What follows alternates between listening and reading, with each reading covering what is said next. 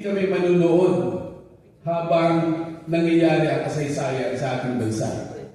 Hindi tayo manunood habang pinapanday ang kasaysayan, sabi nga ng mga leaders, pero bahagi po tayo. Napapanday sa kasaysayan, lalong-lalo na po ang Philippine Eagles. Tayo po ay tumingin sa ibang bansa, hindi po sa patsyon. Kailangan po balikan natin ang ating minamahal na bansa. Paano? Through joining in the part of what is happening sa Philippine Eagles, sapagkat ito po ang gagamitin instrumento para tayo po ay makatulong sa ating minamahal na bansa. Bakit? Kasi sa Philippine Eagles, sama-sama tayo. Meron dyan galing sa fraternity, meron dyan galing sa religious sector, meron dyan mga politician po, sama-sama, nagsama-sama tayo dito. Kaya lang nakakalungkot po yung hindi magandang balita sa nagaganap sa ating bansa. Huwag po natin tingnan kung gaano karami ang problema sa ating bansa. Ang tingnan po natin, anong magagawa ko para sa ating bansa, para mapabuti ang bansa namin. Sabi nga po, huwag natin ihingin kung ano ang magagawa ng bansa sa atin. Ano ang magagawa natin sa ating bansa. Isa po dyan is by joining yung advocacy, yung pong pangitain, yung vision ng Philippine Eagles, sapagkat meron po tayo, this is a God-given organization. Nung araw po, merong Rotary Club, merong Lions Club. Ngayon naman, nag-uunahan ang maraming Pilipino to join the Philippine Eagles. Huwag po natin tingnan sapagkat wala pong organisasyon na perfecto. Kahit nga po yung si Mr. Perfecto, hindi rin perfecto.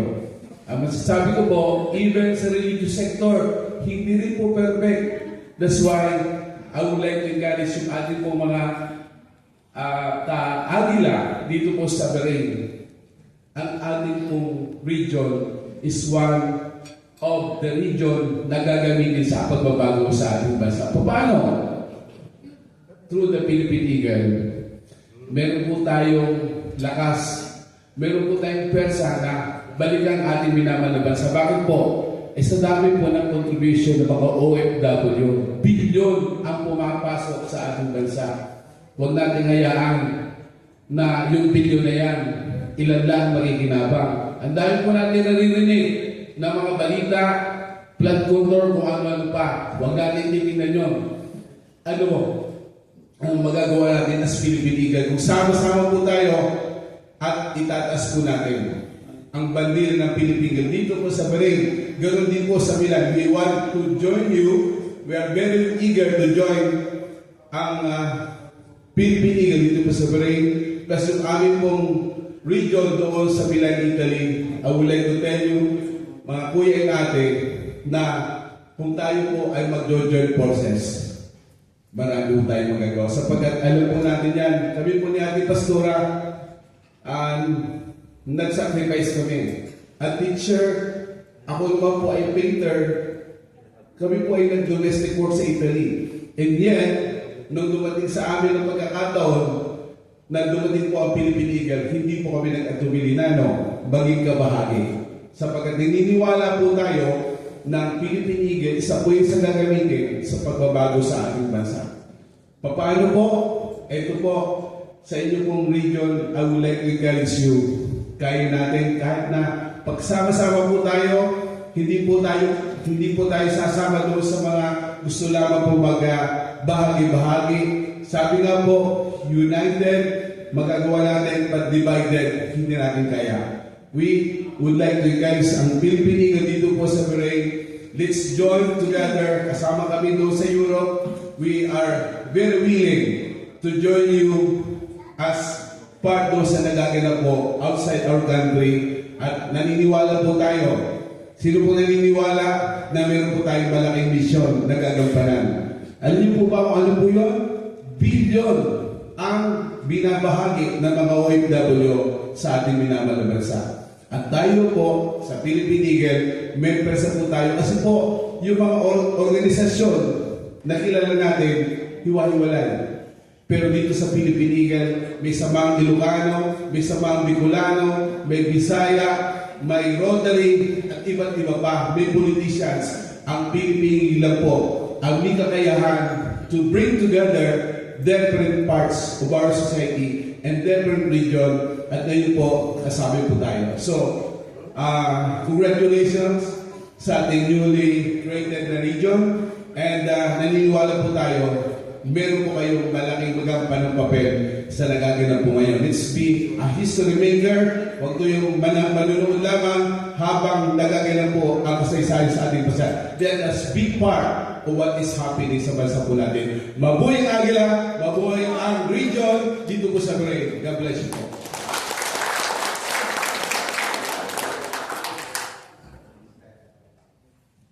Thank you very much for that inspirational message. And now, we would like to acknowledge the presence of our guest, Mr. Mitch de Guzman, the President of Travelers Tribe Masonic Club Bahrain, also known as Mason. Please come forward to give a inspirational speech.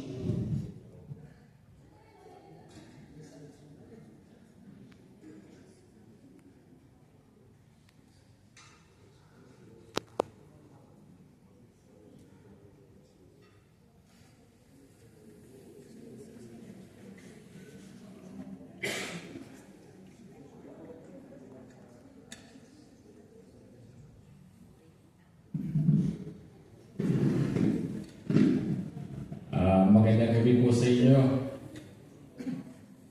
Ako po si Mitch de Guzman, President ng Travelers Tribe Masonic Club of Bahrain. Maraming salamat po sa pagkakataong ito sa mga officers ng Eagles and sa bagong charter and the new set of officers. Okay. When we talk about fraternities, madalas natin ikumpara ang iba't ibang samahan tulad ng Freemason tsaka Eagles. Both are rooted in brotherhood, leadership, and service. Pareho silang umuhubog ng leaders at nagbibigay halaga sa disiplina, integrity, at pagtulong sa kapwa. Ang kaibahan, habang Freemasonry is deeply rooted sa symbolism, tradition, and self-improvement, ang Philippine Eagles naman, very visible sa community action, kita agad ang malasakit niya sa mga outreach, relief operations, at programs na direktang umaabot sa tao.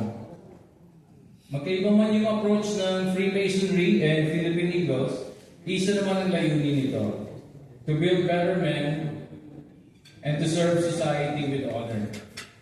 At doon po nagtatagpo ang dalawang samahan. Saludo ko sa Philippine Eagles Fraternal Order sa inyong patuloy na paglilingkod at pagiging inspirasyon sa komunidad. Again, congratulations to the new set of officers. Looking forward to doing some collab projects and outreach with you guys. Let us know what you guys need from us so we can share our resources, and also we can tap into your resources as well. Together we can make the lives of the Filipino community here in Bahrain better, and also extend our help to our fellow Filipinos in the Philippines. Again, maraming salamat po. My name is Mitch de Guzman, and I approve this message.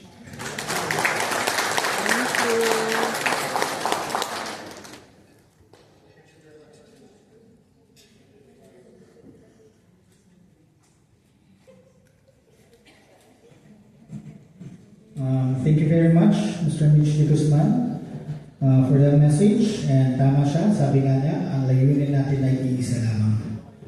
So, we may proceed for our another guest. I would like to call on Mr. Armando B. Antolin, IWGBII-PCGS Group. May I call on, please come forward to give a inspirational message.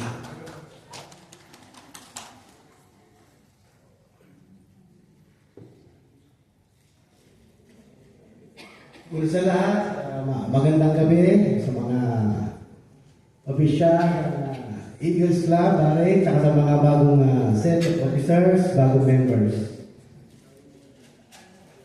Ayon sa mga napanggit nila, iisa lang din naman ang ating layunin, lalo na narinig ko yung service through strong brotherhood. Sa ngayon kasi, nagsasama-sama naman na ang iba't ibang grupo dito sa Bahrain patungo sa isang layunin sa ikabubuti ng ating grupo at ang maging lahat ng layunin natin ay iisa lamang. Sana magpatuloy tayo at huwag sumuko sa mga pagsubok na darating. Mabuhay tayo lahat. Buhay.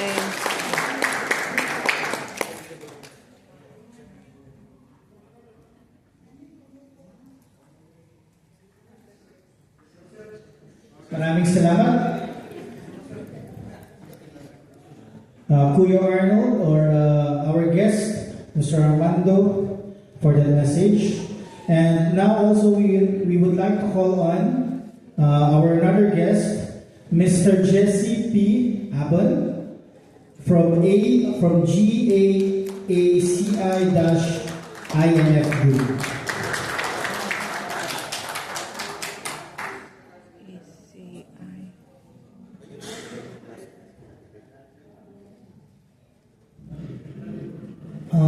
Magandang gabi po sa ating lahat.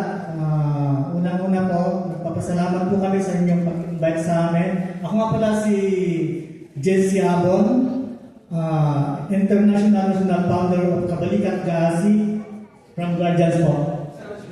Maraming salamat po sa pag-invite po sa amin. Sir, Kuya, maraming salamat po. And tulad po ng naunang nagsalita po dito ay ang layunin po natin kahit hindi po tayo isang grupo ay pari-pareho lang po ang ating layunin. Pareho lang po ang ating mission and vision. Di po ba?